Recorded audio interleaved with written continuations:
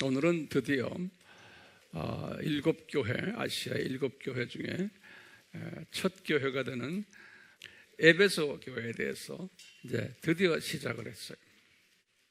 자, 그래서 제가 제목을 이 창조 목적 학교 구조 속에서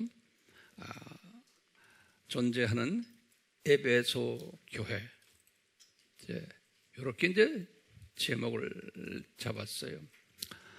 오늘 말씀은 여러분들이 평소에 생각하지 않았던 부분들도 혹시 주님께서 다 가르쳐 주실 줄 생각하며 한번 우리가 주님이 주신 말씀을 같이 한번 나누기를 바랍니다. 우리가 지난 4번을요, 그 일곱 교회에 관한 여러 가지 그 주제들을 다루었어요.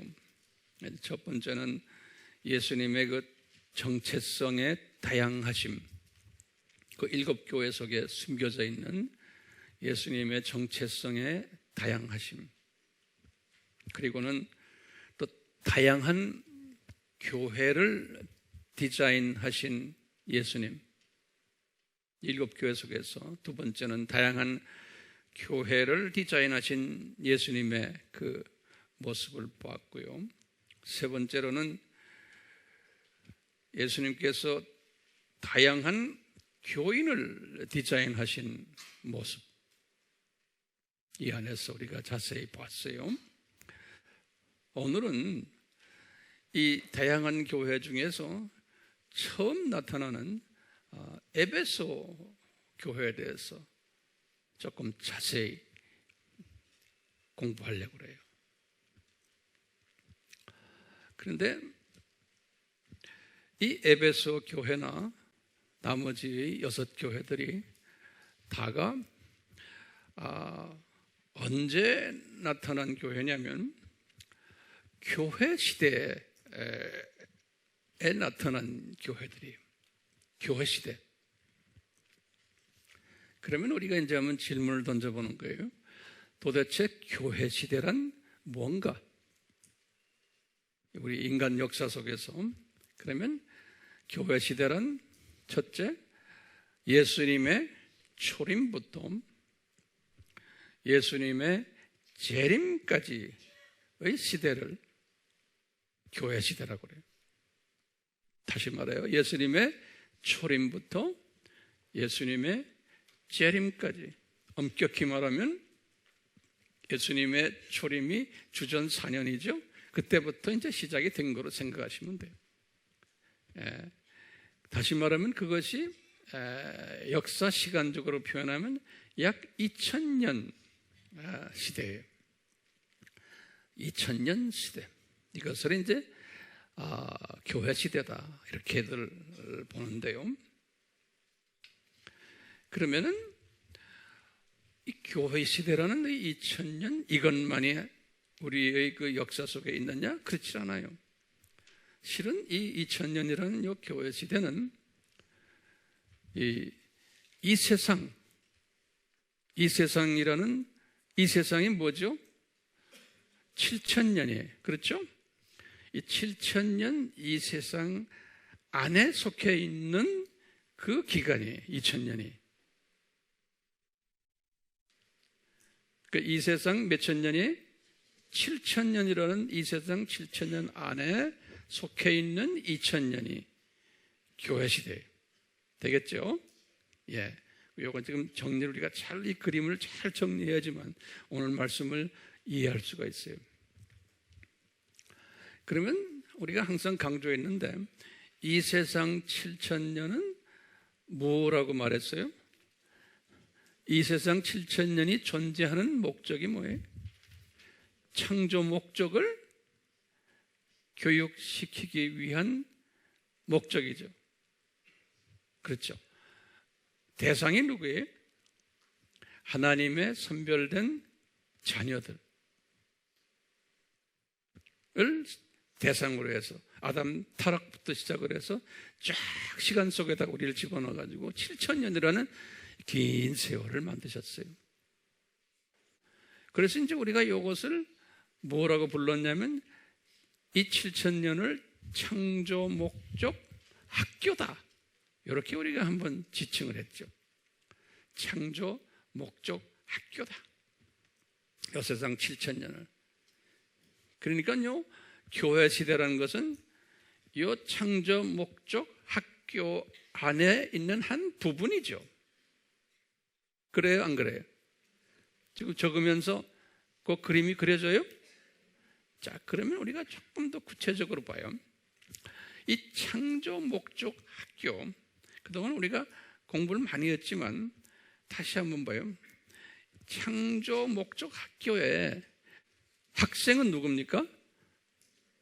학생은 그냥 우리라고 막연히 말씀하지 마시고 뭐예요? 하나님이 선택된 자녀들이에요. 이 사람들을 뭘 훈련시키려고요? 창조 목적을 훈련시키기 위해서. 이 개념을 잘 잡으세요. 이게 성경의 큰 뼈다구기 때문에요. 네. 그래서 이 세상에 던져놓은 거예요. 우리는 주어진 기간 동안 이곳에 떨어져서 그 훈련을 받는, 그러다가 훈련이 되면은 올라가는, 다시 본 고향으로 올라가는 그 개념이에요. 그럼 우리는 나그네다, 이런 개념을 쓰잖아요. 예. 자, 그러면 이 창조 목적 학교가 학년이 어떻게 구조적으로 되어 있는 학년, 1학년, 2학년 이런 식으로요. 자, 그랬어요. 제가 예전에도 말했지만 첫 번째 넘버원, 아담에서부터 노아까지의 기간이에요. 그러면 아담은 주전 4,000으로 보시고 노아는 주전 몇 년이에요? 3,000년이죠. 우리 다 알죠? 이 1,000년 기간을 뭐라고 우리가 그동안에 공부했냐면 이것은 유치원 기간이다. 창조 목적 학교의 유치원 학년이에요. 유치원. 예. 이렇게 이제 적어 놓으시고요. 그러면 보면요, 학교가 있기 때문에 항상 거기에는 조교가 있어요. 조교.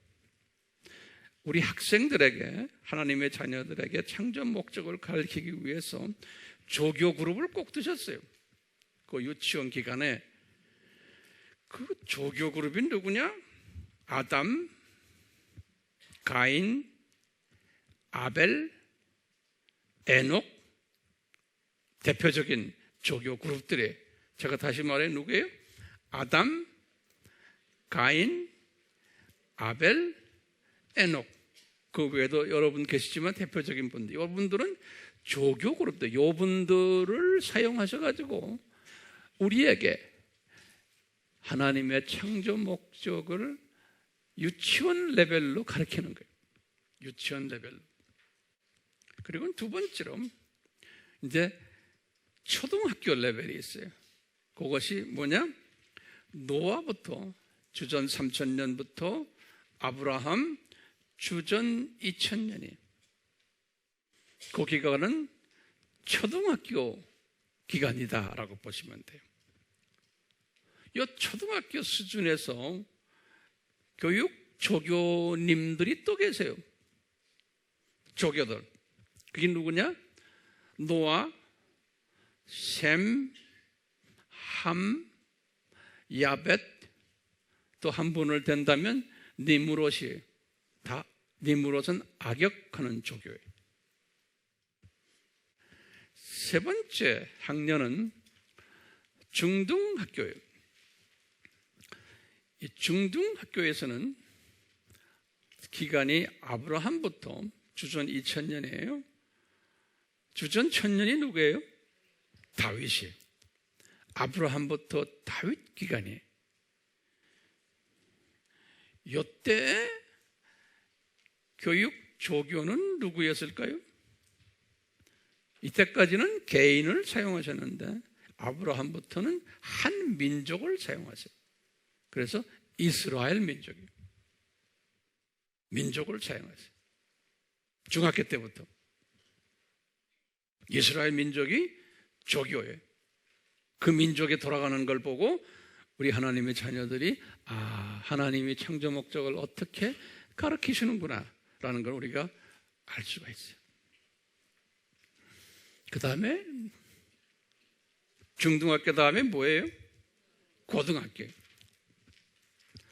고등학교 때는 다윗부터 예수님 초림까지 다윗은 주전 1000년이, 예수님의 초림은 주전 4년이.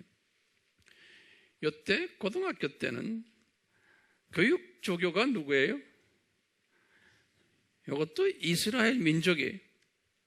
근데 이때부터는 이스라엘 민족인데, 이때부터는 이스라엘 민족이 좀 더 높은 계층, 높은 레벨로 훈련받는 거죠. 이때부터 뭐예요? 솔로몬이 이후부터 남북이 갈라지고 하면서 이 이스라엘 민족들이 우상을 구체적으로 막 섬기면서 혼쭐이 나는 그 이야기가 깔려있는 게 이 고등학교 때예요. 고등학교 때. 창조 목적을 구체적으로 위반하면서 혼쭐이 나는 아주 고등학교 수준의 교육을 하는 거예요. 고등학교 수준의 교육. 그리고는 이제 신약으로 들어와서 이제 초급 대학이 나오는 거예요. 신약부터 예수님의 초림부터 주후 1000년이 이 동서교회 분립이, 로마 가톨릭과 그리스 정교회의 분립이 500년으로 보시면, 500년이 동서교회 분립이 뭐예요? 1054년이죠. 예. 요때 조교가 누군가? 요때 조교가요, 7교회들이에요. 지금 우리가 지금 공부하는 거예요. 이제 신약에 와서는 7교회들을 통해서, 7가지의 교회들을 통해서 우리에게 이 창조 목적에 무엇인가를, 얼마나 중요한가, 이것이 얼마나 절대적으로 필요한 거에 대해서 가르쳐 주는 거예요. 교회 시대의 초급 대학. 그리고는 동서교회가 분리된 다음에 재림 때까지, 이때는 조교가 똑같이 7교회들이, 그렇지만 한 단계 업그레이드 된 거예요. 4년제 대학이거든요. 이때는요 4년제 대학. 근데 우리는 지금 이 조교에 대해서 지금 공부를 하는 거예요. 그렇죠? 7교회 공부하는 건요. 그러니까 초점이 어디에 가야 돼요? 창조 목적에 이 7교회가 어떻게 반응하는가에 초점이 가 있어야 돼요. 이 조교들이 어떻게 행동을 하는 거예요. 예. 그러니까 하나님이 7가지의 교회들을 통해서 하나님의 자녀들에게 가르쳐주는 거예요. 하나님의 자녀들인데 창조 목적을 어떻게 반응하는가, 그걸 주어졌는데 하나님의 자녀들이면서 이 7교회들을 통해서 창조 목적에 관한 이 명령에 어떻게 반응을 하는가라는 것을 가르쳐주기 위해서 이 7교회를 보여주신 거예요. 그리고 실제로 2000년 교회 시대 때 이 7교회 스타일의 하나님의 자녀들이 반응하는 모습을 실제로 우리에게 또 보여주셨어요. 그러니까 오늘날에도 우리나라에도 이 7교회 스타일의 교회들이 있게 돼 있고, 또는 미국에도요, 아프리카 어느 나라, 중국에도 어디나 다 이 7교회 스타일의 교회들이 있는 거예요. 지금 오늘날은 언제예요? 오늘날은 대학, 4년제 대학 졸업반 시대에 우리가요. 그러니까요, 요 대학 4년 교육 중에서도 지금 오늘날은 굉장히 고급 수준의 교육을 우리가 받게 돼 있어요. 그러니까 이 교회들도 가르치는 내용이, 7교회들도 아주 고급 수준으로 창조 목적에 관한 것을 가르쳐 주고 있어요. 마지막으로 대학원이 언젠가 예수님 재림부터 시작해서 심판까지 1000년 왕국 때를 대학원으로 보시면 돼요. 이때도 계속해서 교육을 받는데, 이때는 조교를 누구를 보냐면 그곳에 있는 왕들이, 예수님이 왕 중의 왕이시고 그 밑에 이제 들림 받아서 올라간 분들, 또 선교자들, 부하는 사람들, 이런 분들, 왕들이, 이 사람들이 이제 조교 역할을 한다라고 보시면 돼요. 그러면 이 학교의 교훈이 뭘까요? 자, 창조 목적 학교의 교훈이 뭘까요? 저는 이 한 세 가지로 볼 수 있어요. 첫 번째는 창조 목적을 공부하자. 그게 탁 쏘였을 것 같아. 그렇죠? 두 번째는 창조 목적에 순종하자. 세 번째는 뭘까요? 이건 난 말 안 해요. 세 번째는 뭐겠어요? 창조 목적을 전하자. 야, 우리가 그래서 지금 중국에서 가는 거 아니에요? 예? 처음엔 뭐예요? 공부하자. 그 다음에 순종하자. 그 다음에 전하자. 이게 이 학교의 교육 목표예요. 교훈이. 그러니까 이대로 하는 사람은 뭐 말할 것도 없죠. 예수님이 흐뭇해 하시는 거예요. 아주 우등생들. 네. 자, 이렇게 하는데요, 이 창조 목적대로요, 교훈에 따라서 하는 사람과 안 하는 사람, 이 네 가지의 사람들이, 학생들이 있어요. 이 교훈에 의해서.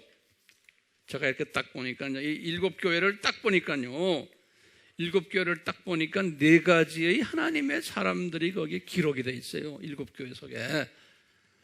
첫째 학생들이 뭐냐면 하나님의 자녀들인데 창조 목적에 순종을 잘하는 사람들이 있어요. 네 가지 반응으로 나타나요.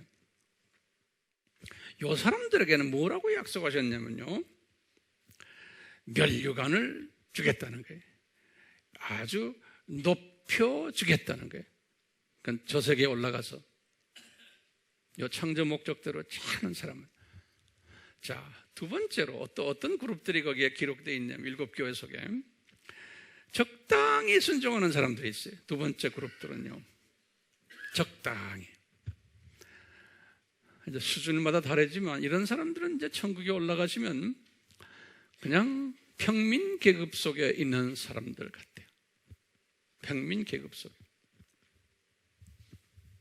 세 번째로 또 어떤 분들이 거기에 또 있냐면요, 불순종하는 사람들이 있어요. 요 7교회 안에 들여다보면요, 불순종하는 사람들이, 이런 사람들은 어떻게 하시냐면 꾸중을 주세요. 또는 계급이 낮아요. 아주 낮은 계급으로, 학점이 뭐 C 학점, C 마이너스, D 플러스 이 정도 학점들인 거예요. 그러니까 우리 예수님은 공의의 하나님이시기 때문에 그 말 좀 적으세요. 이분은 학점화시켜요, 학생들을.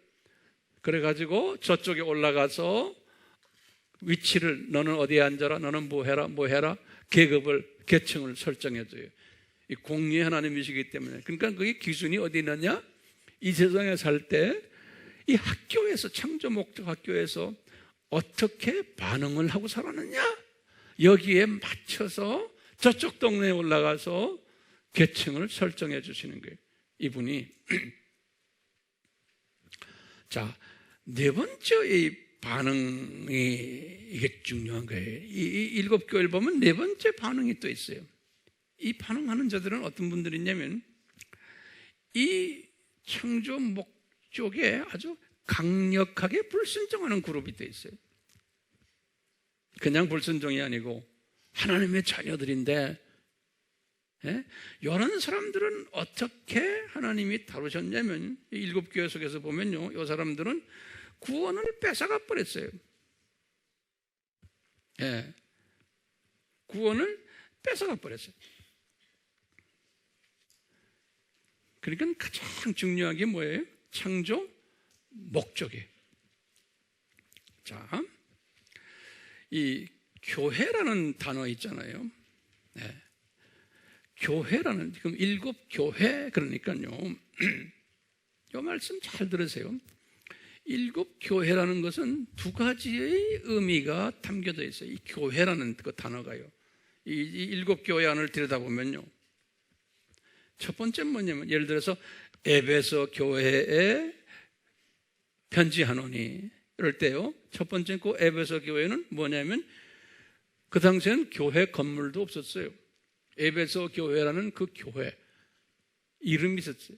조그마한 가정교회도 될 수 있고, 다시 말하면 그렇지만 10명이 모였던 100명이 모였던 교회라는 하나의 단체 또는 조직이, 그것을 지금 오늘날로 표현하면 교회라는 것은 단일 교회도 되고, 또는 교회 모임인 총회도 되고, 또는 교단도 되고, 또는 한국교회 전체도 되고요.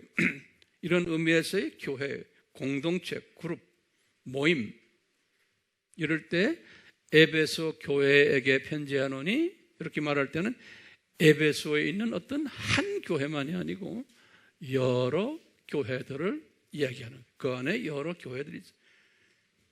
그 그룹 단체를 의미할 때 쓰는 말이었고요. 그렇기 때문에 에베소서 2장 7절에 딱 보시면, 귀 있는 자는 성령께서 교회들에게 말씀하시는 것을 들을지어다, 이런 표현했어요. 귀 있는 자는, 그러면 처음에는 시작을 에베소 2장 1절에서는 에베소 교회에게 단수를 썼는데요, 쭉 하시다가 7절은 귀 있는 자는 교회들에게 라니까, 아하, 교회가 여러 개가 있구나, 에베소 도시에 라고 볼 수 있겠죠? 그렇죠? 그런데 이 교회라는 의미는 그런 이 보이는 하나의 구조, 조직으로는 이렇게도 보지만, 또 한 가지 또 다른 의미가 뭐예요? 크리스천 한 분 한 분을 교회라고도 성서에서는 이야기하고 있어요. 에클레시아, 우리 공부했죠? 그렇기 때문에요, 에베소 교회에 주시는 메시지, 두아디라 교회에 주시는 메시지, 사대 교회에 주시는 이 모든 교회에 주는 메시지는 이 안에는 최소한 두 레벨이 공동체에게도 말씀하시고, 또는 개인에게도 말씀하시고, 또 다른 말로 하면 에베소 교회를 오늘 공부를 할 텐데, 보면 아하, 에베소 교회의 스타일 같은 공동체가 있나 하면은 에베소 교회 스타일의 개인도 있다는 거예요. 이렇게 보시면 되겠어요. 이 교육 조교들 우리 얘기했죠. 특히 지금 교회 시대의 교육 조교는 누구예요? 7 교회들 기억나시죠? 그 7 교회들을 주신 목적이 뭐예요? 이 조교들을 허락하신 목적이 뭐예요? 조교들의 존재 목적이 뭐예요? 이분들을 통해서 실제로 이분들이 무대에서 뛰는 거예요. 그래서 학생들인 우리가 보고서는 아하, 뭘 보냐면 이분들이 네 가지 반응을 보여주는 분들이에요. 네 가지 반응들을. 아까 반응들 봤죠? 그러면서 순종 잘할 때는 멸리관 준다. 그러고 아주 못할 때는 너는 구원 뺏어가겠다. 이런 모든 것은 이 조교들을 통해서, 이렇게 조교들의 행동들을 통해서 이제 우리에게 보여주는 거예요. 그러니까요, 이 조교들의 존재 목적이 뭐냐면 하나님 자녀들에게 이 창조 목적과 그 중요성, 절대성을 가르쳐 줘서 순종케 하는 것뿐만 아니라 이것을 널리 전파하도록 이끌어주는, 도와주는, 하나님의 자녀들이 이렇게 하도록 도와주는 보조 역할을 하는 존재들이, 눈높이 식으로 교육을 시켜주는 거예요.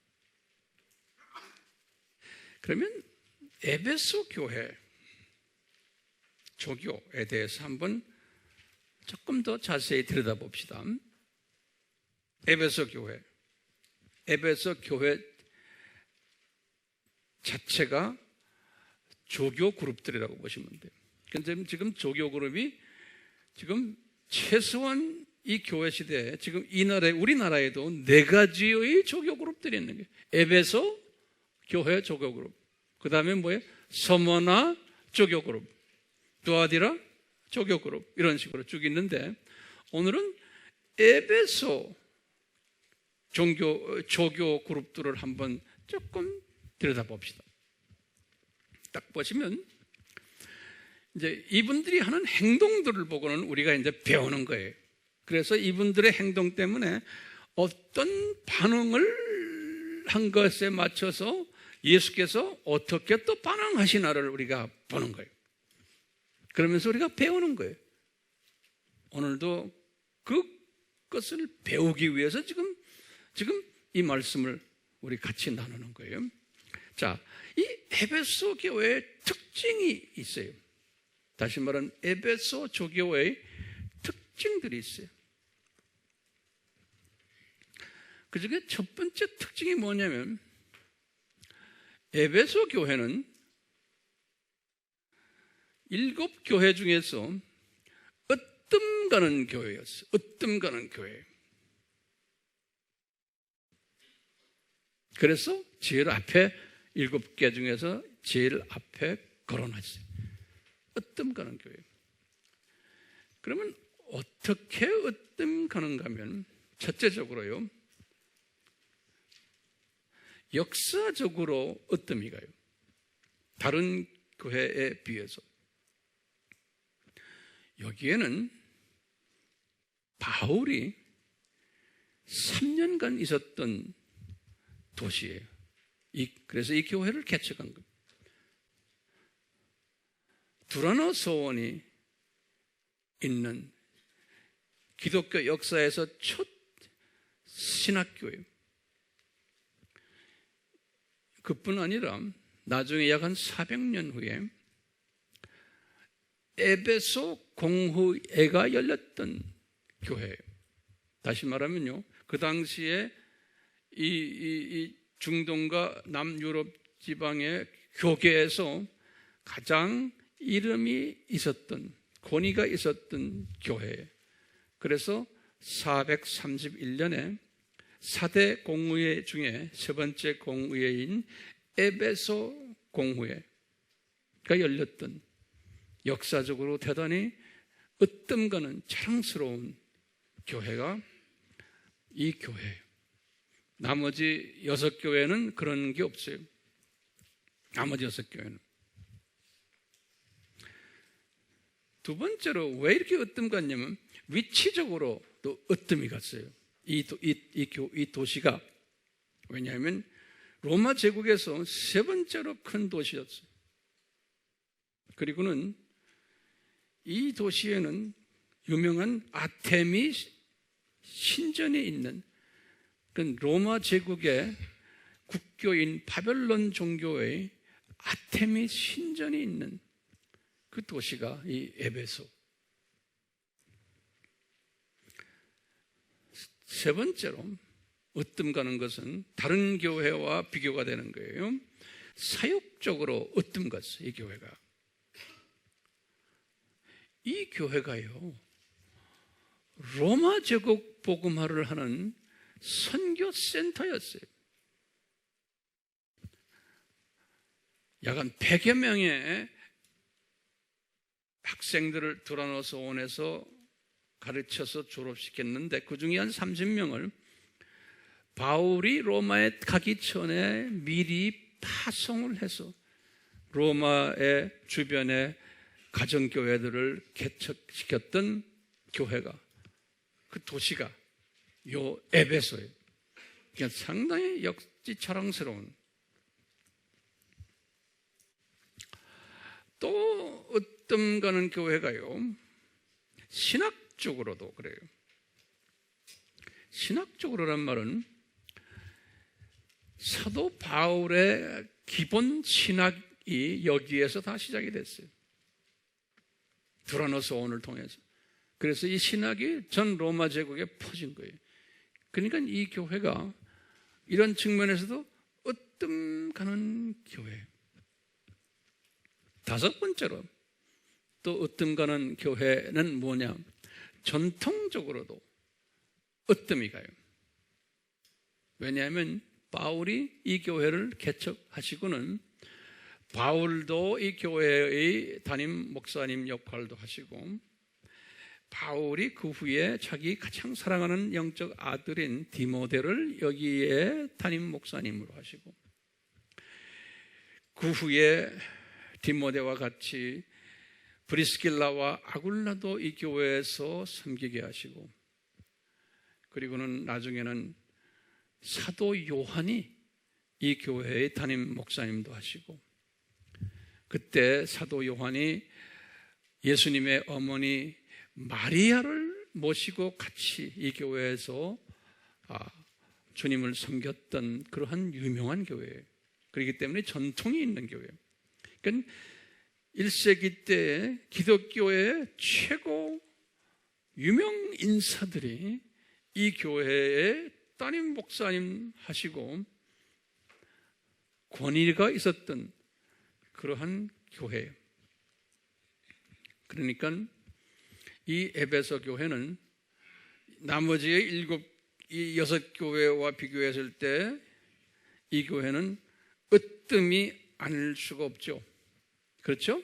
그래서 이 교회의 특징이 첫 번째, 으뜸 가는 교회다라는 거예요. 특징이. 어떻게 으뜸 가느냐? 제가 한 5가지로 말씀했어요. 두 번째 특징이 뭐냐면요. 두 번째 특징이 이 교회는 칭찬과 꾸중을 동시에 받은 교회예요. 칭찬과 꾸중을 동시에 받은 교회. 이게 특징 2가지. 자, 그러면요, 이 칭찬과 꾸중을 동시에 받았다고 하는데, 자, 그러면 이 교회가 받았던 칭찬은 무언가? 한번 우리가 들여다봐요. 이 교회가 받았던 칭찬은 무언가?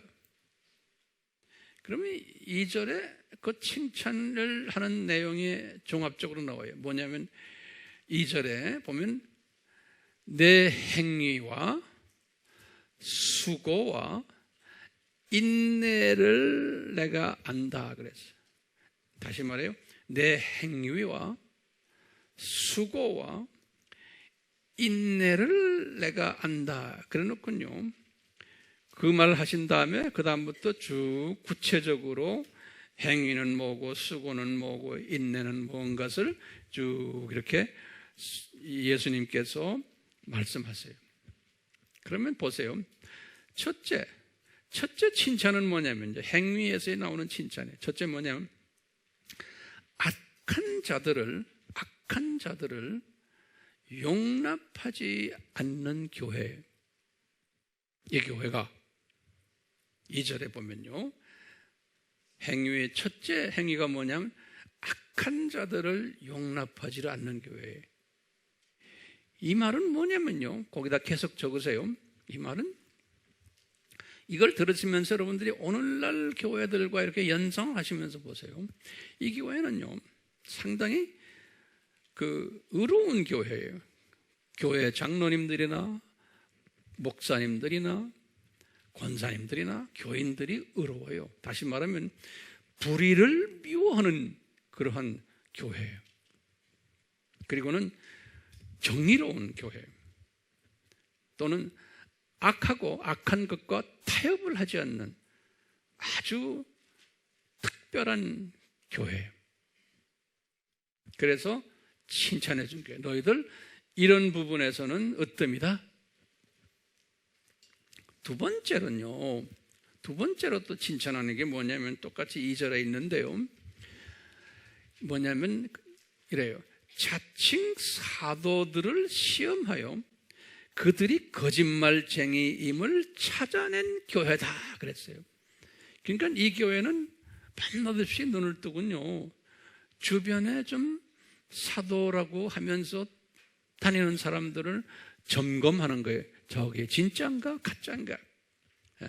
그래가지고요, 보니까 나중에 가짜들이에요. 이런 것에 특별히 탤런트가 있는 교회예요. 이런 나머지 6교회는 이런 말이 없어요. 근데 이 교회는요, 아주 그런데 밝은 교회예요. 다시 말하면 이단 감별사 교회. 거기다 좀 적어놓으세요.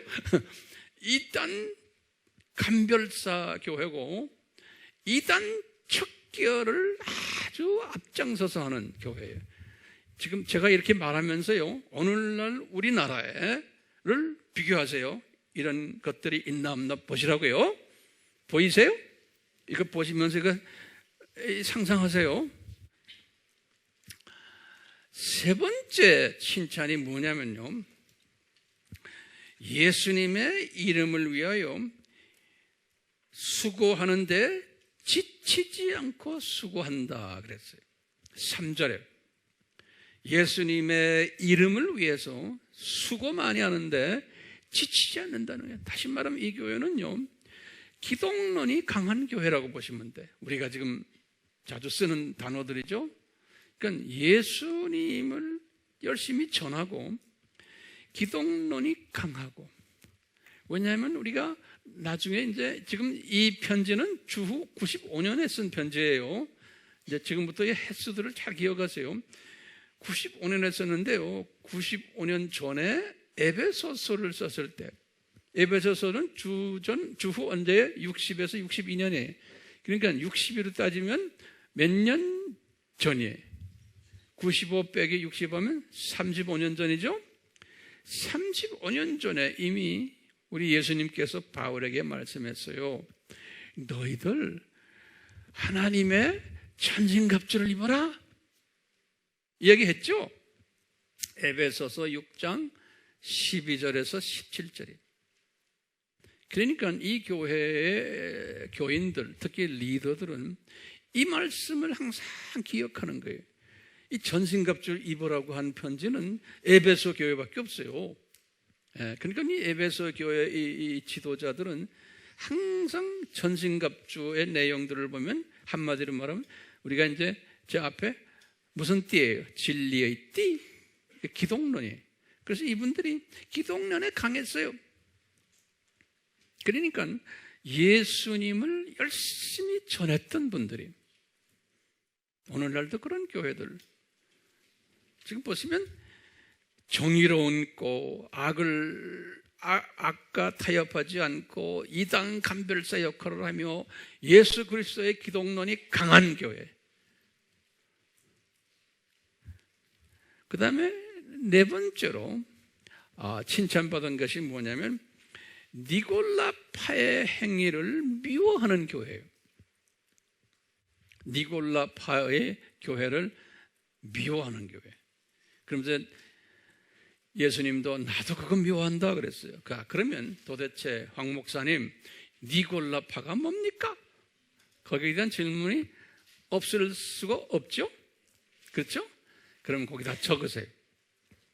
이제 몇 가지 여기에 대한 학설이 있지만, 니골라라는 사람은 일반적으로 어떻게 보냐면요, 니골라라는 사람은 우리 사도행전 6장에 보면은 예루살렘 교회의 7 집사님들이 등장하죠.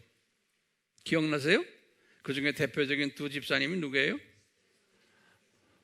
스데바니와 그 다음에 빌립, 이렇게 나오죠. 그분들이 다 디아스포라 이름들이에요. 헬라 이름들이에요. 자, 그런데 그 중에 7 집사 중에 사도행전 6장 5절에 보면 제일 마지막으로 나오는 분 한 분이 계세요. 그분을 다시 설명하기를 안디옥 출신이다 그랬어요. 안디옥 출신이다. 나중에 이제 셀에서 자세히 보세요. 안디옥 출신인 이 지금 니골라라는 사람이 나와요. 근데 요 니골라가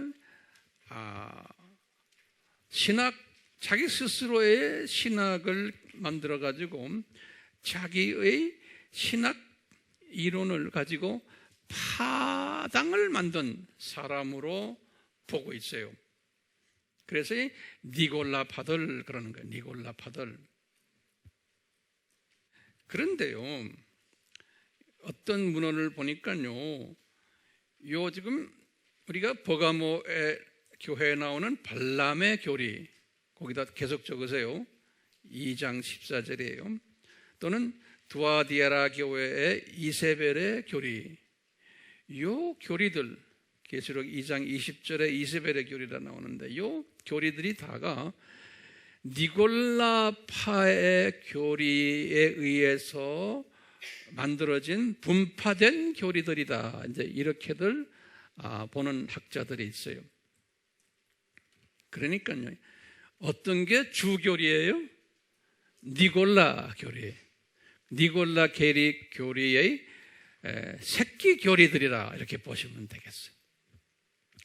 이제 원어적으로 따지면 니콜로스란 뜻은 사람의 그런 뜻인데,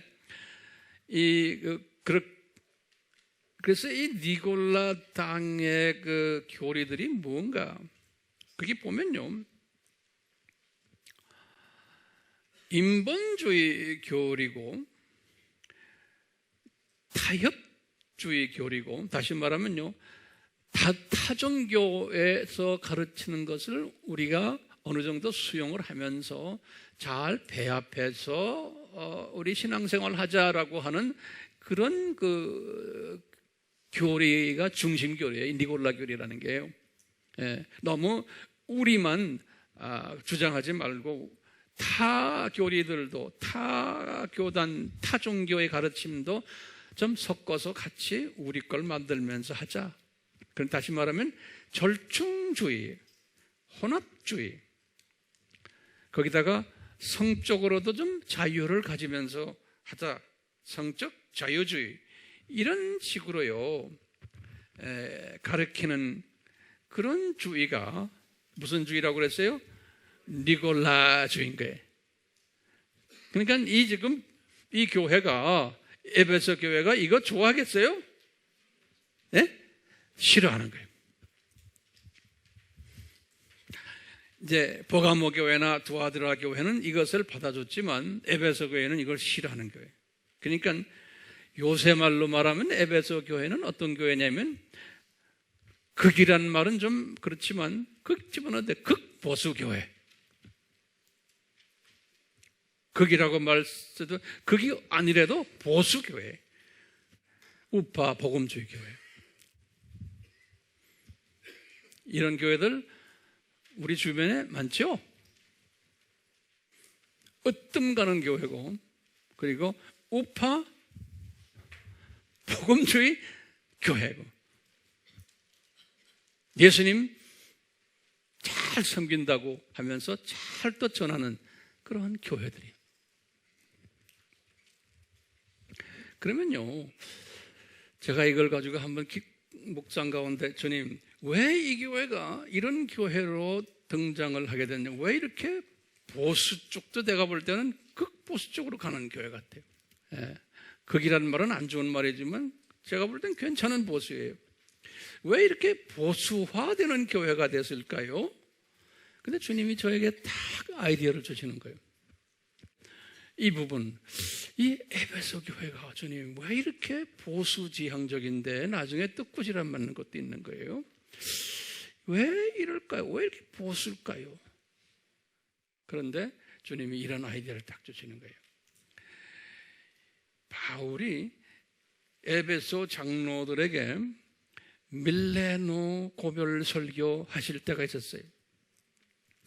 거기다가 적으세요. 밀레노 고별 설교할 때.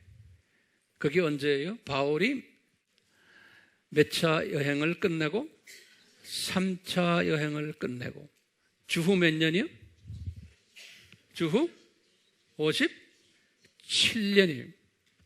자, 이 57년에 여기서 고별 설교를 하고는 이분이 이제 어디로 갔어요? 예루살렘으로 이제 가는 거예요. 이분이 고별 설교에서 주로 이분이 자기의 그 과거의 사역을 어떻게 했다는 것을 이렇게 간증식으로 쭉 하시다가 이분이 사도행전 20장 29절과 30절에 그 설교 도중에 이런 말씀을 예언을 하세요.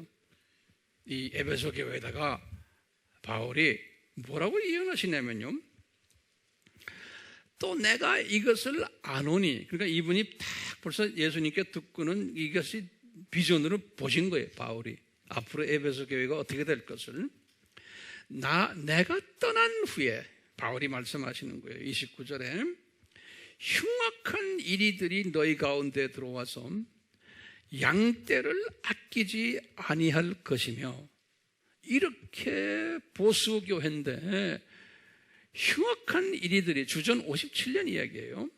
흉악한 이리들이 들어와가지고 아끼지 않고, 또한 30절에 너희 가운데서, 지금 이 장로들 가운데서 몇몇 장로들이 일어나가지고 왜곡된 것을 말하여 자기 제자들을 만들어가지고 자기 패거리를 만든다는 거예요. 자기들을 쫓게 할 거라는 거예요. 그건 이 장로들 중에서, 너희들 중에서 몇 사람이 왜곡된 신학을 받아가지고 교회를 어지럽히게 할 거라는 거예요. 그 왜곡되다는 헬라 말을 보면 디아스 트랩레에다가 비읍이 디아스 트랩호라고, 제가 이렇게 원어 성경을 보니까 그래요. 그래서 그게 뜻이 뭐냐 그러니까 원어의 성경이 그랬어요. 잘못 해석하는 것, 어그러진 말 하는 것, 구분말 하는 것, 그것을 우리 성경으로는 왜곡하는 걸 그랬어. 이렇게 영어 성경을 보니까 perverse 또는 distorted 이런 단어를 썼어요. 그게 딱 그런 소리예요.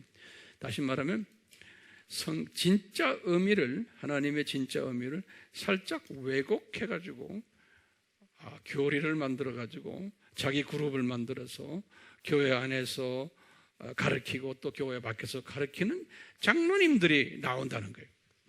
말썽 부리는 장로님들이 나올 것을 누가 예언해요? 바울이 예언하는 거예요. 그러니까요, 이 교회가 그때부터 장로님들이 모여서 회의만 하면요, 무슨 생각하냐면 이 안에서 이제 분명히 이상한 이단이 나올 텐데 그러니까 이 교회가요, 그때부터 이단 알레르기 반응을 분명히 했을 거예요. 에? 어느 장로가 말만 조금 이상하게 하면 혹시 저분이 아닐까? 그래서 이 교회가, 내가 지금 내 생각이에요, 그때부터 이단 알레르기 반응이 있었기 때문에 이렇게 그 공의로운 교회, 불의를 미워하는 교회, 기독론이 강한 교회가 되지 않았나, 저는 이렇게 보는 거예요. 다시 말하면 이 배타심이 있는 교회가 된 거예요. 왜? 우리는 양떼를 보호해야 된다.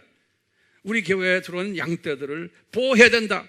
이 잡놈들이 들어와서 잡소리하지 못하게, 또 딴 교회 가서 참여도 못하게 하고, 딴 교회가 가르치는 말씀에 듣지도 못하게 하고, 우리가 가르치는 것만 해라.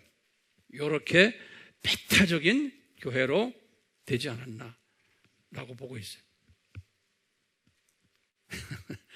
그런 교회들이 있죠. 자, 이런 칭찬 가운데 꾸중이 하나 딱 나와요. 이 교회가 이렇게 건전한 교회인데 꾸중이 딱 나오는 거예요. 이 교회 그 꾸중은 딱 한 가지. 아까 칭찬은 한 4가지 정도 했는데 꾸중이 하나 딱 나오네. 이게 뭐냐면 우리 잘 알다시피 첫사랑을 버렸다는 거예요. 4절에 보면 그 버렸다 그랬어요. 그 버렸다는 그러한 것도 내가 원어를 들여다보니까 he, me 그랬어요. 이거 그냥 참고로 드리는 거예요. 아에다 비읍이요. 그 다음에 he자요. 그 다음에 me 이렇게 저것만 놓으세요. he, me. 이것을 내가 또 사전을 봤어요. 그랬더니요, 뭐라고 써 있냐면 사전에는 버려버렸다 또는 저버렸다, 내어보냈다 이런 뜻을 했고요. 그걸 또 풀어나가니까 중요시 여기지 않았다 또는 소중히 여기지 않았다, 이렇게 이제 우리가 해석을 할 수가 있어요. 그건 첫사랑은 뭐냐? 제가 항상 강조하지만 수직계명이에요. 하나님을 누구보다도 먼저 사랑하는 거예요. 우상 섬기지 않고. 왜 첫이라고 그랬냐? 예수님이 말씀하셨어요. 마태복음 22장 37절에서 38절에 다시 말해요. 마태복음 몇 장 몇 절이요? 마태복음 22장 37절에서 38절. 예수님이 이 수직계명을 가지고 뭐라고 그랬어요? 이것이 가장 크고 첫째 되는 계명이다 그랬어요. 그 다음에 이제 수평계명을 두 번째 되는 계명이다. 예수님이 말씀이 가장 크고 첫째 되는 계명이니까 이 외에는 딴 거 없는 거예요. 가장 중요한 거예요. 그런데 지금 이 에베소 교회가 이런 장점들이 있는데 이 교회가 지금 가지고 있는 문제가 뭐냐면 이 첫 계명을 저버렸다는 거예요. 다시 말하면 이것에 그렇게 관심을 두지 않고 소중히 여기지를 않고 중요시 여기지를 않았다는 거예요. 네, 이 교회가요. 그래서 제가 고민했어요. 주님, 왜 이런 특별한 교회가 이렇게 하지 않았나? 왜 이 바울이 특별히 으뜸 교회로서 이 교회를 이렇게 만들고 주님도 으뜸 교회로 만들어놨는데 이 교회를 왜 가장 중요한 이 수직 계명에는 관심이 약해졌나? 이건 또 뭡니까, 주님? 이거 내가 고민했어요. 그래서 내가 고민하면서 주님께서 이거 오래전부터 고민한 거예요. 내 고민에 대한 답을 여러분들과 같이 나누려고 그래요. 들으실래요? 네. 첫째, 주후 53년에서 55년에 있었던 두라노 서원이에요. 다 적으세요.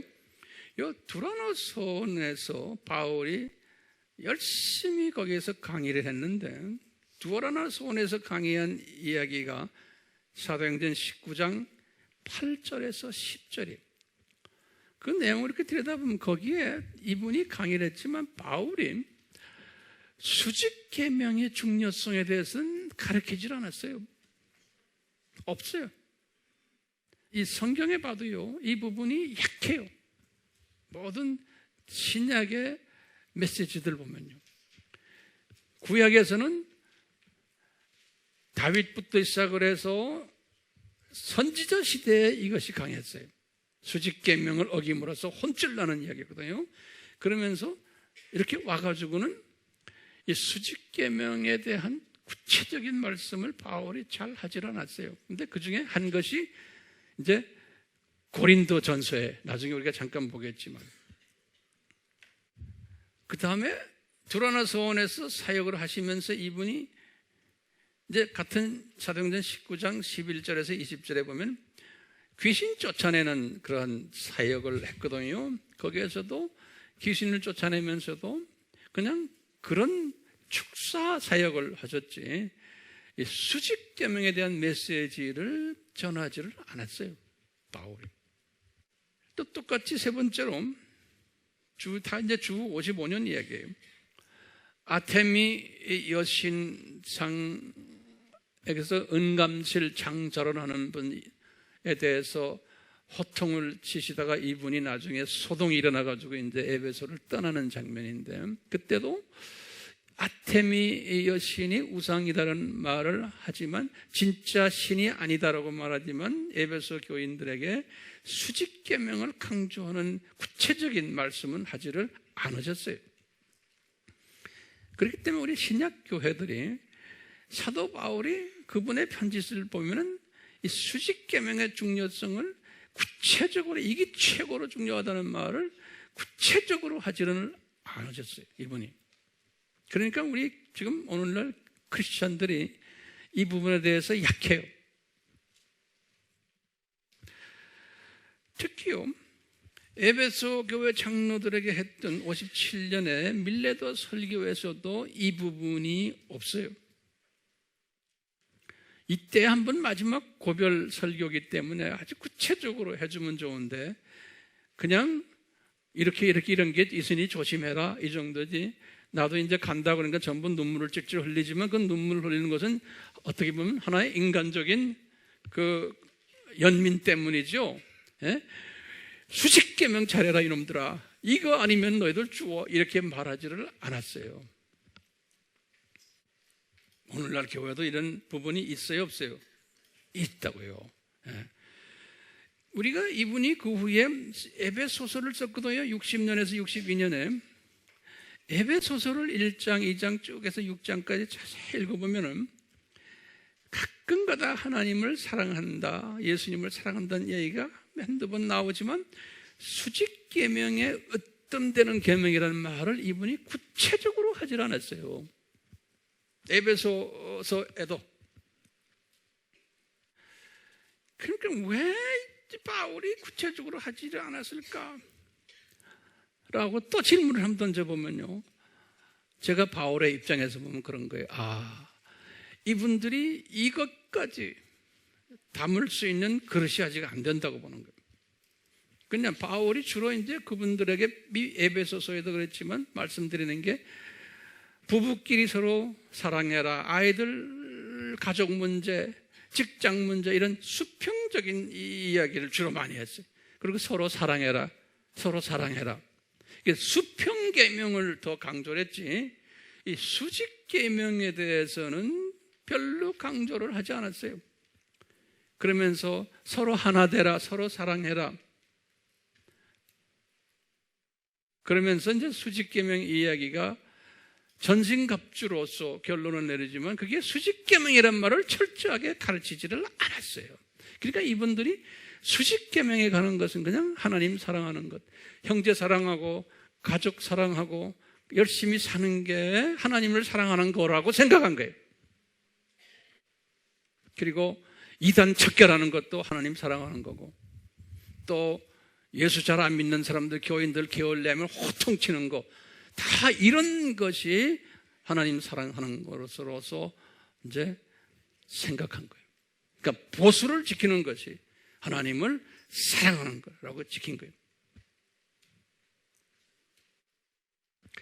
이렇게 첫사랑을 저버린 그 결과가 어떻게 됐을까요? 이 교회가 보수 신학을 가졌던 교회였는데도, 첫째, 기독론이 강했고 불의를 미워했고 악과 타협하지 않았고 이단을 척결하는 데 앞장섰고 전신 갑주도 옷을 입었고 니콜라파의 행위를 미워하고, 그런데 왜 이 사람들을 보고 너희들 첫사랑 저버렸다 이렇게 혼을 내실까요? 그걸 보니까 이 교회가 예수님보다 누구를 더 사랑했냐면 자기네 전통을 더 사랑한 거예요. 예수님보다 자기네 역사를 더 사랑하고, 자기네 사역을 더 사랑하고, 자기네가 받았던 신학을 더 사랑하고, 교리를 더 사랑하고, 자기네가 지은 건물을 더 사랑하고, 자기네 교단 더 사랑하고, 교인 사이즈를 더 사랑하고, 건물 사이즈를 더 사랑하고, 헌금 사이즈를 더 사랑하고, 선교 많이 한다고 선교 사이즈를 더 사랑하는 이런 교회가 된 거예요. 그렇기 때문에 이분들은 어디에 눈이 가 있냐면, 시각이 어디가 있어요? 이 세상에 가서요, 이 세상 사람들에게 칭찬을 받으려고 하는, 자기 영광이 깔려있는 그 속에 하나님을 사랑하는 것보다 예수님을 이용해가지고, 믿음을 이용해서, 신학을 이용해가지고 밑에 깔려있는 게 뭐냐면 자기가 더 드러나게 이렇게 된 교회예요. 그래서 바울이 에베소 교회에다가 하신 말씀이 있어요. 얘들아, 너희들 우상은 섬기지 않지만 탐욕이 우상이란다 말씀하세요. 에베소서 5장 몇 절에? 5절이에요. 탐욕이란 건 뭐예요? 욕심 자꾸 내는 거예요. 그렇게 큰 교회가 됐고, 이렇게 모든 걸 다 가졌고, 헌금도 엄청나게 나오고, 교회 건물도 또 크고, 뭐 교단도 유명한 교단이고 한데, 새벽 기도마다 기도하는 게 뭐냐면, 교회 성장을 위해서 주님 기도합니다, 교인 더 주십시오, 더 주십시오, 이런 기도를 지금 우리나라도 하고 있는 거예요. 교회 성장, 교회 성장. 그게 뭡니까? 그게 우상인 거예요. 그런데 이런 걸 왜 합니까? 이건 하나님의 디자인이요. 왜? 에베소 교회가 그런 교회라는 것을 보여주는 거예요. 오늘날 전 세계에 이런 에베소 교회들이 엄청나게 많은 거예요. 이런 큰 교회들이 가질 거 다 가지고, 교회 버스도 있고, 교인들 주일날 되면 그냥 버스가 수십 대 그냥 다니면서 온 동네 할머니, 할아버지들을 다 몰고 오는데, 주변을 보면 상가에 있는 조그마한 교회들, 지하에 있는 교회들, 교인이 10명, 20명, 목사님 봉급도 못 받는 교회가 깔려 있는데 거긴 쳐다보지를 못하는 거예요. 그러면서 할렐루야, 아멘, 하나님이 우리를 사랑하신다, 이 욕심, 이게 우상이라는 거예요. 이런 교회들이 에베소 교회라는 거예요. 이런 교회들이 1세기 때부터 지금까지 있어 왔어요? 안 있어 왔어요? 있어 왔어요. 왜 있어 왔어요? 예수님의 디자인이요. 우리는 이것을 볼 줄 알아야 되는 거예요. 그 시각을 가져야 되는 거예요. 그런 교회들을 이렇게 보고 비난하거나 미워하거나 그러면 안 되는 거예요. 아, 이것은 하나님의 디자인이구나. 그래서 그런 교회들 보고는 할렐루야, 하나님의 디자인이군요. 이 전천후 시각을 가지셔야 되는 거예요.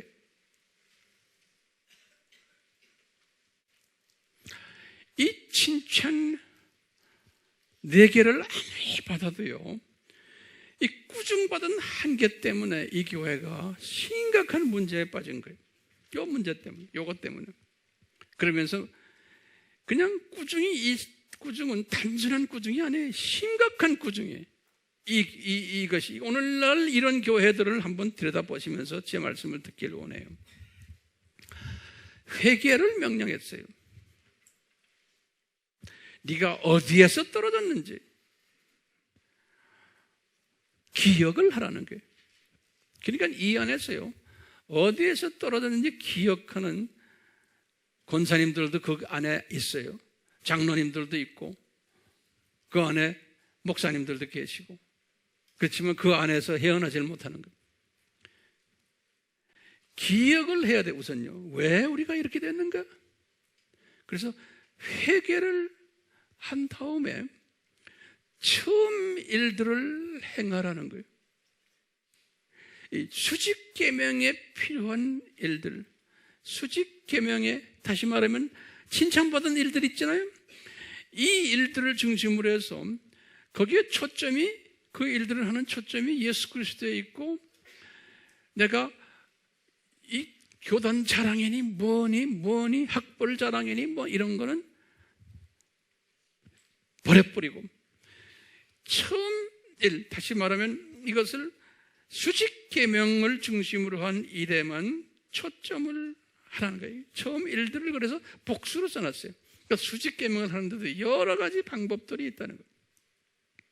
그러면서요, 예수님이 이런 말을 썼어요. 5절에 내가 속히 와서 지연하지 않으시겠다. 영어로도 quickly.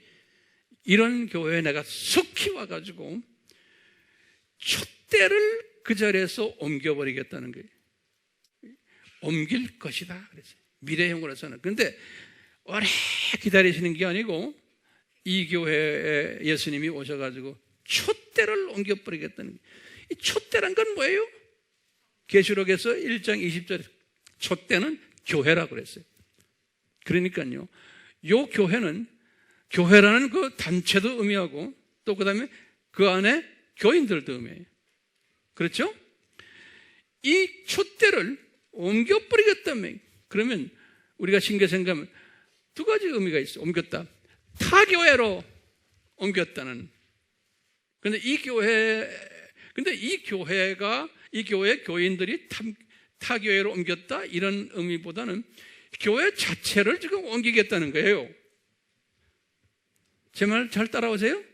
교회 자체를 옮기겠다는 거지 그 교회는 놔두고 그 안에 있는 사람들만 옮기겠다는 의미가 아니에요. 그러면 이게 굉장히 무서운 말이에요. 교회를 옮기겠다는 것은요, 어디로 옮기는 거예요? 어디로? 예? 이거 옮긴다는 것은 우리가 직설적으로 보면요, 옮긴다고 그랬으니까 분명히 여기서부터 어디로 가야 되는 거 아니에요? 그 어디로 가느냐? 내가 볼 때는 지옥으로 가는 거예요. 지옥으로. 이걸 조금 좀 강력한 이야기지만요, 지옥으로. 왜 그러냐면요, 이제 예수님께서 하신 말씀이 7절에 보면 이것을 이기는 자는, 다시 말하면 회개하는 사람은 낙원 가운데 있는 생명나무를 주어서 먹을 것이다, 이런 말을 타겠어요. 이 말씀을 이제 어떤 분들은, 저도 이런 생각, 이 말씀 전에 이게 뭡니까? 생명나무를 먹는다. 이것은 구원받아서 낙원에 올라가서 지금 생명나무 먹는 거 아닙니까? 예, 그런데 이기는 자는 요로 가겠다는 거예요.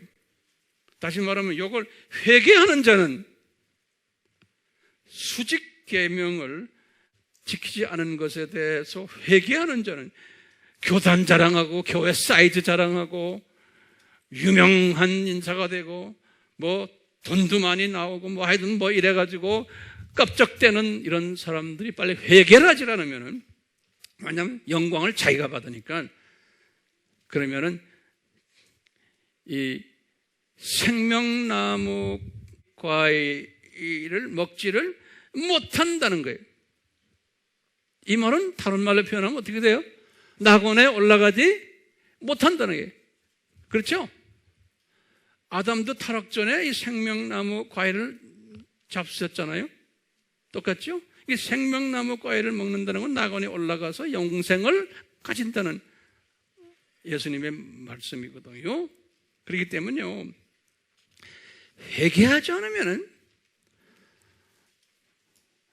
우상을 섬겼기 때문에 탐욕으로 이렇게 된다는 거예요. 이것을 오늘 에베소 교회를 통해서 우리에게 보여주시는 거예요.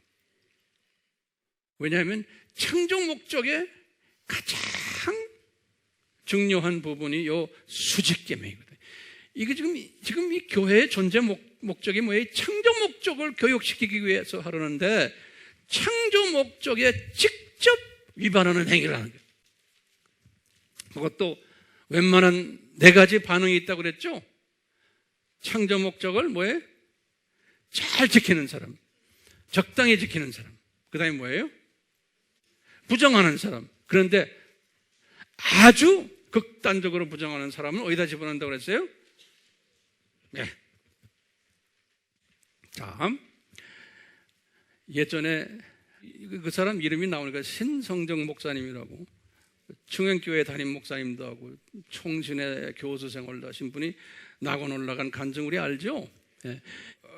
저의 관심에 하나가 있는 게 이분이 낙원에 올라가 보니까 자기가 같이 주님을 섬기던 자기의 선배 목사님들이 지옥에 있는 사람들이 많더라는 거예요. 그런 얘기 나와요. 그리고 자기도 유명 목사 중에 한 분인데 이 천국에 가니까 밑에 층에 있다라는 거예요. 그 목적이 뭐냐? 자기가 영광을 많이 받았기 때문에 그렇다고 예수님이 말씀하시더라는 거예요. 그런 이야기 우리 알죠? 예. 지금 이 에베소 교회의 모습이. 그런데 목사라고 그래서 다가 아닌 거예요. 실제로. 또 많은 간증들 보면 이 신 목사님 간증에도 나오나요? 가보니까 로마 가톨릭 교황도 지역에 있고 추기경들도 유명 개신교 목사님들도 그쪽 동네에 있는 사람이 많다. 자기가 아는 사람들도 거기에 있더라는 거예요. 그래서 깜짝 놀랐다는 거예요. 그건 이슈가 뭡니까? 탐욕으로 뭘 하지 못한 거예요. 수직계명에 집중하지 못하고 말은 하지만 본인이 영광을 받는 그쪽으로 가버린. 그러니까 저도요 이렇게 단에 쓰는 사람 아니에요. 제가 이 부분을 이제 알기 때문에 굉장히 조심하는 거예요. 그리고 항상 이 부분에 내가 신경을 써요. 내가 영광 받으면 안 돼. 그래서 될 수 있으면 이름 안 날리려고 그러고 모든 걸 조심하는 거예요. 왜? 큰 주님을 이렇게 섬겼다가 나중에 예수님이 야, 황 목사 너는 낙원에 못 가고 저 동네 간다 그러면 이게 귀찮은 이야기 아닙니까? 네. 그럴 가능성이 다 있는 거예요. 저에게도 있고요. 그러니까 항상 깨어 있어야 되는 거예요. 이 에베소 교회 속에서 보면 나타나는 거예요. 네. 특히 보수라고 자칭하는 이 에베소 교회 안에 이런 지도자들이 있고 이런 교인들이 있다는 거예요. 꼭 목사님들만이 아니고 꼭 지도자들만이 아니고 교인들도 마찬가지예요. 네. 그러면 어떤 분들은 그래요. 어디 성서에 그런 게 있습니까? 한 번 하나님의 자녀가 되면 무효가 안 되는데 그게 있습니까? 하면 있다는 이야기를 제가 수천 번 했죠. 거기 성경 구절만 내가 다시 드릴게요. 우상을 섬기는 자들에게 그것도 심하게 섬기는 자들이 우리 모세 이야기죠. 금송아지 이야기. 적으세요. 성경 구절 알아도 또 적으세요. 출애굽기 32장 32절에서 33절에 한 200만 명의 유대인 중에서 하나님의 자녀들 중에서 하나님이 3,000명을 죽여버렸어요. 28절에 보면요. 그 말은 예수님이 이런 말씀하시죠. 여호와께서 모세에게 생명책에서 내가 이름을 지워버리겠다는 거예요. 우상을 구체적으로 섬겼던 앞장서서 섬겼던 3,000명을 죽여버리는 이야기 나와요. 그러면서 이 사건을 바울이 그대로 고린도 교회에 이야기해요. 왜냐하면 고린도 교회 안에도 그런 사람들이 있었던 거예요. 그래서 고린도전서 10장 1절에서부터 15절이 이 모세의 이 사건을 다시 이야기하는 거예요. 그러면서 하시는 말씀이 바울이 그래요. 고린도 교인들아 너희 안에도 지금 이런 사람들이 있다는 거예요. 그래서 이 지금 모세에게 말씀하신 것을 거울로 너희들이 봐라. 안 그러면 멸망한다는 거예요. 교회는 다니지만 지옥 간다는 거예요. 왜? 수직계명에 어긋나는 행동했기 때문에. 바울도 똑같은 이 신앙을 갖고 있었어요. 모세도 마찬가지예요. 그래서 바울이 한 말이 있어요. 고린도전서 9장 27절에 바울이 하신 말씀이 있어요. 그분도 유명세를 타고서 열심히 지금 선교를 하니까요. 고린도전서는 주 55년 아닙니까? 3차 선교의 중간 지점이에요. 55년. 이때 이분이 하는 말이 있어요. 얘들아, 고린도 교회 교인들에게, 얘들아, 내가 이렇게 열심히 복음을 전하다가 내가 이렇게 유명인사로 뜨다 보면은 내가 예수님의 영광을 뺏어버리기 때문에 내가 복음 전한 후에 내 자신이 버림을 당할까봐 내가 조심스럽다 그러는 거예요. 고린도전서 몇 장 몇 절이에요? 9장 27절이에요. 우리 로마서 9장 3절에도 알죠? 바울이 그러죠. 내가 버림을 당하더라도 내 민족 복음화시켜 주십시오. 이런 말도 나오죠. 자, 오늘 보시면 이 에베소 교회의 이 모든 사건들과 그 속에 숨겨져 있는 이 조교들, 에베소 교회의 이 조교 역할을 하는 이런 모습들을 봤는데요. 오늘날 지금 살고 있는 이 세대에 우리가요, 이 에베소 교회 같은 7개를 하나하나 이제 공부하겠지만 에베소 교회 같은 교회들이 있어야 돼요? 없어야 돼요? 있어야 되는 거예요. 그리고는 분명히 그 안에서 이분들이 복음주의고 이분들이 열심이고 이분들이 정죄도 많이 하고 이분들이 상당히 율법주의면서 예수님을 사랑한다고 하지만 이 속에 깔려있는 게 뭐냐면 자기 교회의 어떤 더 성장을 위해서 또 자기 교회의 어떤 욕심 때문에 이렇게 뒤에 깔려있는 이중적인 그 동기가 있다는 것을 우리가 봐야 되는데요. 이런 걸 볼 수 있는 시각을 가지고 있어야 돼요, 우리가요. 그러니까 중요한 게 뭐냐면 우리는 전천후 시각을 가지고 있었어요. 이런 걸 딱 보고 내가 비난하거나 미워하거나 그러면 안 돼요. 이런 것은 있어야 되는구나. 그러니까 이런 사람들이 있구나. 분명히 에베소 교회에 말씀하셨구나. 그러니까 당연히 있어야 되는구나. 그러면 이 교회 안에 내가 없는 것만 해도 이것은 참 은혜구나. 그리고 이분들을 위해서 내가 기도해 줘서 이 안에 있는 주님의 자녀들 중에서 은총을 받아가지고 여기서 나올 사람들이 분명히 있을 터인데 나오도록 내가 돕는 일을 해야겠구나. 그러면서도 나는 이 교회에 욕을 하지 말아야 되겠구나. 왜? 당연히 이런 교회가 있다고 예수님께서 우리에게 거울로 보여줬기 때문에. 그러니까 우리 항상 조심하셔야 돼. 이 성숙한 사람은 절대로 그것을 직선적으로 욕을 하거나 비난하거나 비평하면 안 돼요. 큰 그림 속에서 이런 것이 있구나. 7가지 스타일의 교회들이 존재하는구나. 문제는 뭐냐면 7가지 스타일의 교회들이 무엇을 가르치려고 조교 역할을 하는가? 뭐예요? 창조 목적을 훈련시키기 위해서. 그런데 보니까 이 속에 4가지의 하나님의 자녀들이 창조 목적에 반응을 하는 모습을 7교회를 통해서 우리에게 보여주시는 거예요. 그러니까 이렇구나. 우리가 애끈눈을 가지고는 이걸 못 보는 거예요. 시각. 그렇죠? 이 근시안을 가지고는 이걸 못 보는 거예요. 원시안만 가지고도 못 보는 거예요. 생명안을 가지고도 못 보는 거예요. 난시로도 못 보는 거예요. 그렇죠? 우리는 무슨 시각을 가져야 돼요?